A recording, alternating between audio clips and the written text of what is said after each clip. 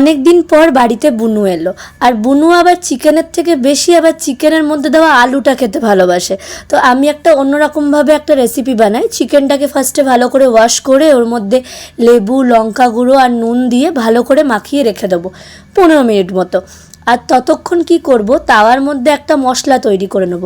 গোটা জিরে, ধনে, গোলমরিচ, শুকনো লঙ্কা এটা একটুখানি রোস্ট করে নিয়ে ঠান্ডা হলে গ্রাইন্ড করে নেব।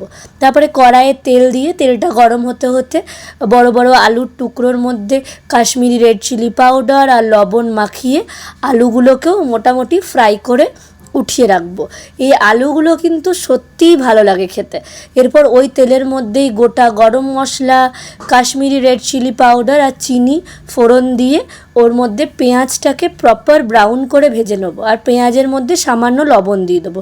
এই রান্নাটার প্রত্যেকটা স্টেপেই লবণ অ্যাড করব। পেঁয়াজটা ভাজা হয়ে গেলে চিকেনটাকেও হাই ফ্লেমে ভেজে নিয়ে আদা রসুনের পেস্ট দিয়ে 5 মিনিট কষিয়ে নেবো। তারপরে আবার ওই ভাজা মশলার গুঁড়োটা, কাশ্মীরি রেড চিলি পাউডার, হলুদ গুঁড়ো, আরও যদি লবণ লাগে সেটা দিয়ে ভালো করে কষিয়ে গরম জল দিয়ে একটা টমেটো 4 টুকরো করে আর আলুর টুকরোগুলো দিয়ে হাই ফ্লেমে 15 মিনিট ফুটিয়ে নিয়ে ওর মধ্যে বাটা গরম মশলা আর ধনেপাতা দিয়ে গরম গরম সার্ভ করব। Thank you.